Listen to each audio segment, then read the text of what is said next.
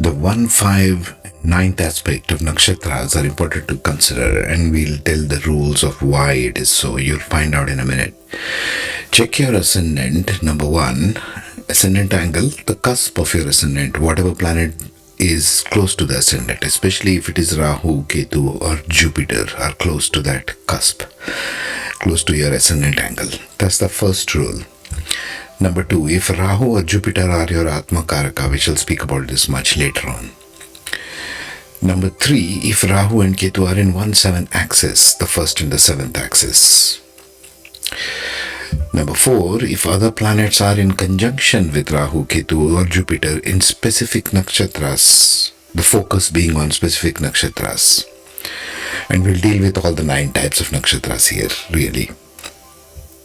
Number 5, and the most important, if you have an exchange of lordship between the lords of nakshatras and or the dominance of one ruler of nakshatras in your chart. For example, if you have Mercury and Moon exchanging lords, okay, and then you have Mercury dominated nakshatras, this will be important. And if Jupiter is in that particular nakshatra of Mercury, you see what I'm saying? So you got to check which the ruler of the nakshatra is. We have 9 types basically, 9 classifications of 3 nakshatras each, which makes it 27. So let's get into it. So if you're looking at the chart, you see Rahu as 5th and 9th aspects. This is the 5th aspect of Rahu. We are taking 1st and 7th axis as an example. This is a blank chart, any chart, okay? So Rahu, if it sits here, 5th aspect is looking at the 5th house, and 9th aspect is looking at the 9th house from the 1st. So this is being 1, this being 5th, this being 9th. In a similar way, if you see Ketu on the other side, because it's diagonally opposite, it will sit on the other side. Its 5th aspect is the 11th house from the 7th house, and its 9th aspect is the 3rd house. This is how Ketu will behave. If you take Jupiter, if it's sitting in the 10th house, for example, its 5th aspect is the 2nd house and 9th aspect is the 6th house. So this being the 1, this being the 5, and this being the 9. This is very important to consider. Why do we say so? Because now if you see 90% of your chart, whoever your chart is, wherever Rahu, Ketu and Jupiter are placed, just these 3 points have a dominant influence on the rest of the chart. Apart from these blanked out ones, which you see in the original color, Rahu has impact on these brown houses, Ketu has impact on these light brown houses, Jupiter on these yellow houses in our example. This is the singular reason why it's very, very crucial for you to understand these videos, okay? And I will get into one by one of the nakshatras after this introduction. But before that, we shall consider for the purposes of this study, Rahu is the point of focus and drive where you want to go in this lifetime. Ketu as past life conquered territory or your karma which you have already learnt and knowledge and finished. Ketu brings all the past life into this life. So whatever you learnt, experience and knowledge, whatever you are already an expert in is Ketu. Jupiter as the point of wisdom where you need to take assistance of, okay? Consider it like that in this particular aspect. Now let's get into the nakshatras. Now let's talk about Venus ruled nakshatras. There's the planet over there. Which are the Venus ruled nakshatras? Number 1, Bharani in Aries, Purva Phalguni in Leo, and Purva Ashadha in Sagittarius. Again, we are in the axis of the fire triangle, Aries, Leo and Sagittarius. So what does Venus Nakshatra symbolize, so to speak? Okay. Venus stands for everything in relationships. Venus stands for your eyes. Venus stands for your sexual organs. Venus stands for life itself, the complex processes of life, which are the most tender and most soft. Venus stands for your semen. Venus stands for your ovum. Venus stands for eyes, listening, ears, eardrum, taste, touch. All of these life sensory organs are Venus, okay? So Bharani, Purva Phalguni and Purva Ashadha are representative of that. When will it play out most dominant in your chart? Like I said, go through the rules in the beginning part of this video. And it will also play out dominantly in Venus Mahadasha. Somebody here commented about Venus Mahadasha they are running.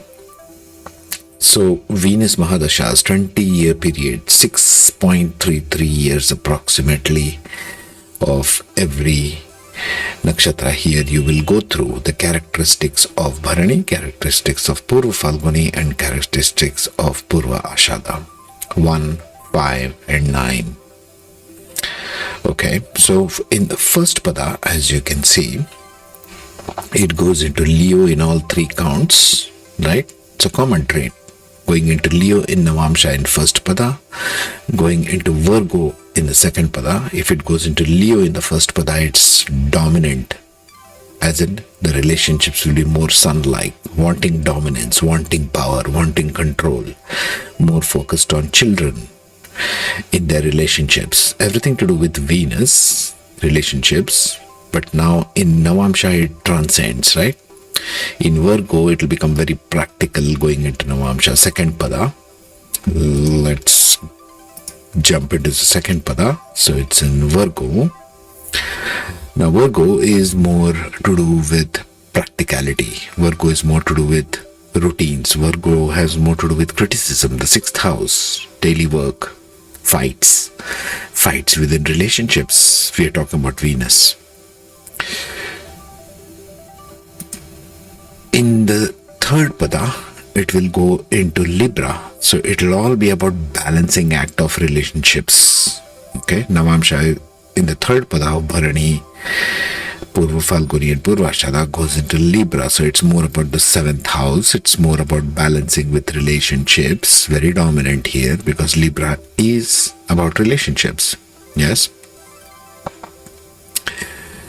And finally, the last pada will go into Scorpio, which has to do more with rejuvenation. Scorpio here in this case wants to rejuvenate some part of your relationships, depending upon whether it's in Aries, depending upon whether it's in Leo or in Sagittarius. Okay, now what are the general characteristics of Venus Nakshatras? All three put together.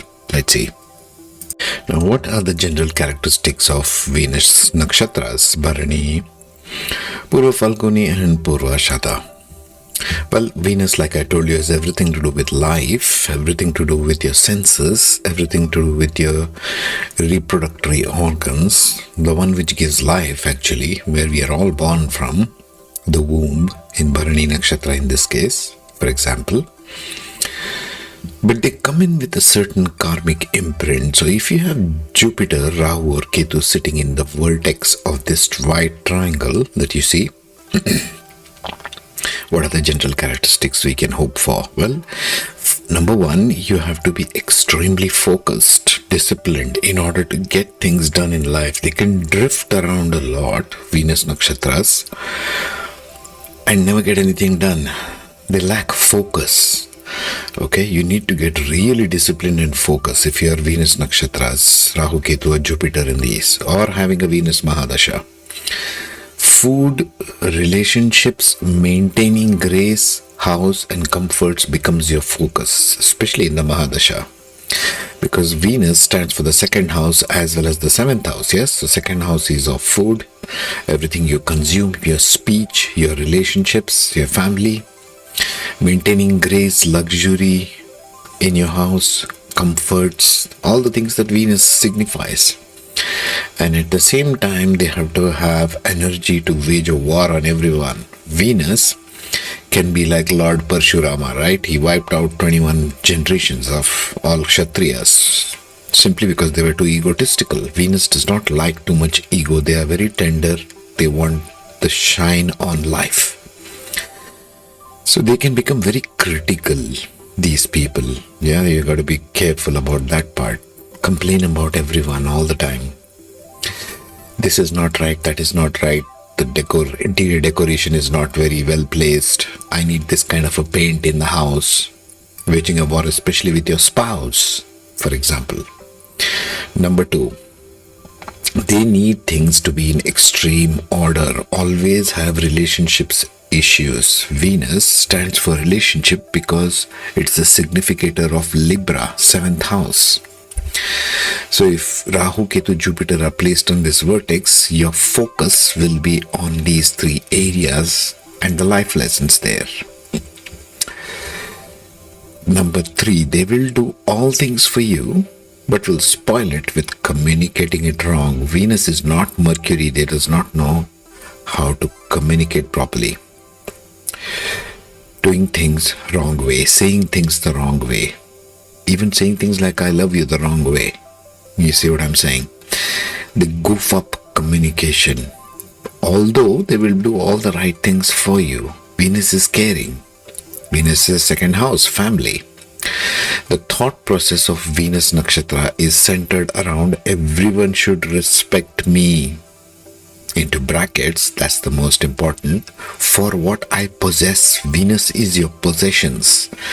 All your fancy jewelry, all your fancy clothing, all your fancy makeup, for example, all your fancy interior decor of your great house, right? Venus is focused on that. So are these nakshatras. That's the general characteristics of Venus, folks. Okay? Now let's see how they will play out. Concluded with the triangle of these nakshatras and how we can derive more from them. Now, if you notice, in this triangle of the Venus Nakshatra, starting from Bharani in Aries, going into Purva Phalguni in Leo, and finally to Purva Ashadha in Sagittarius, going into the respective Leo, Virgo, Libra or Scorpio Navamsha. In these pink boxes, you will find dominantly all theme of relationships. Venus is about relationships. Okay? Also, you will find, and you need to uncover nakshatras this way. I'm just teaching you a way. The Kama Pada or the desire, Aries going into Libra in Bharani, Leo going into Libra in Purva Phalguni, and Sagittarius going into Libra and Purva Ashadha. This is the most exalted form of these nakshatras, dominant. Anything going into Libra in Navamsha means relationships. You see what I'm saying?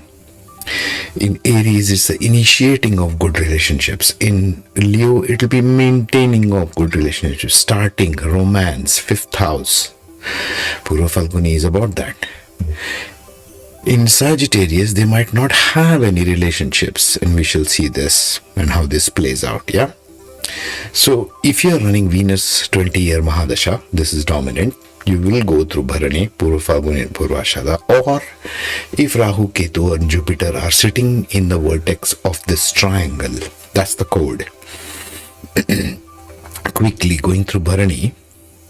Bharani is symbolified by the womb, okay, the yoni, which is a receptive energy. This is very passionately driven. This is the initiation of sexual desire. Aries, ruled by Mars. Think Mars, think passion. Mars with Venus. A lot of passion.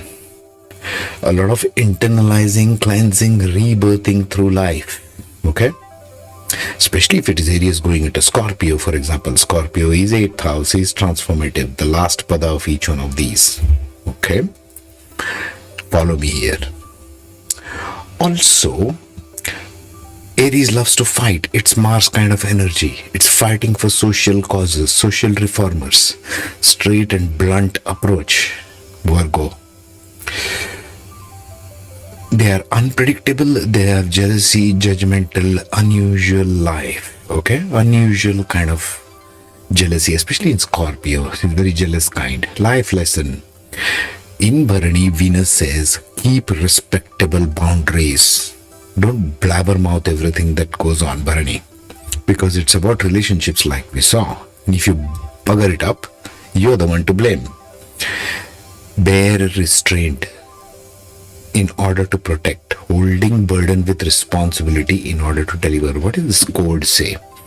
Basically, in Bharani, the relationship is about keeping your mouth shut where it needs to be. Okay? Because Aries is very, very rash, considering Mars ruler. Yes? In Purva Phalguni, what happens? Creating new loves. Think 5th house, think Leo. Leo Libra. Think that. Good rewards from past karma, Purva Phalguni. So you are here seeking comfort, bliss, very partying kind. 5th house is the house of romance, sexually inclined, romantic, lot of creativity and production. 5th house is the house of creativity. Think everything 5th house. Okay?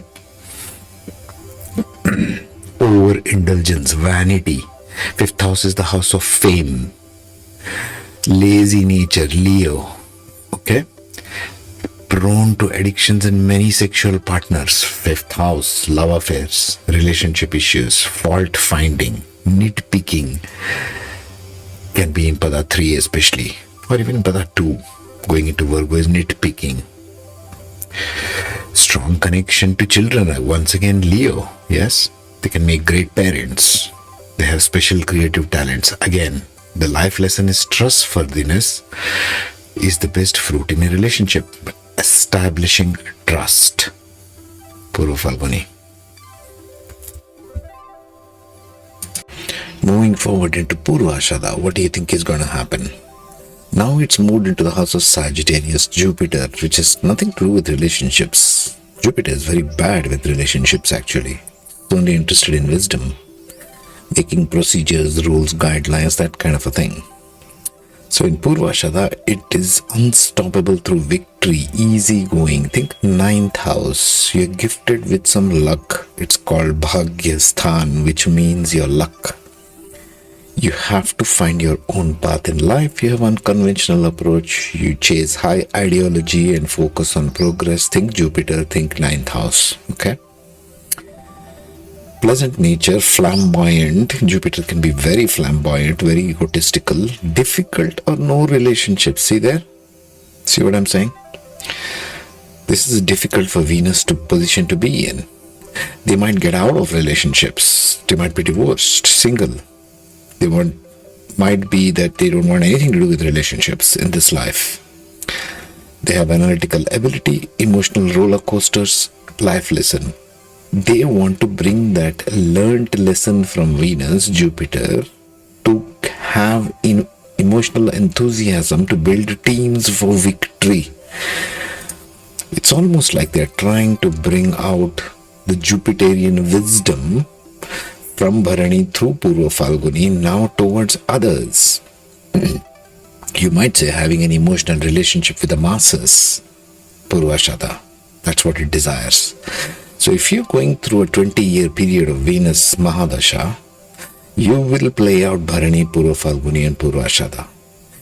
If your Rahu or Ketu is in one of these vertices of this white triangle, then also you will go through it.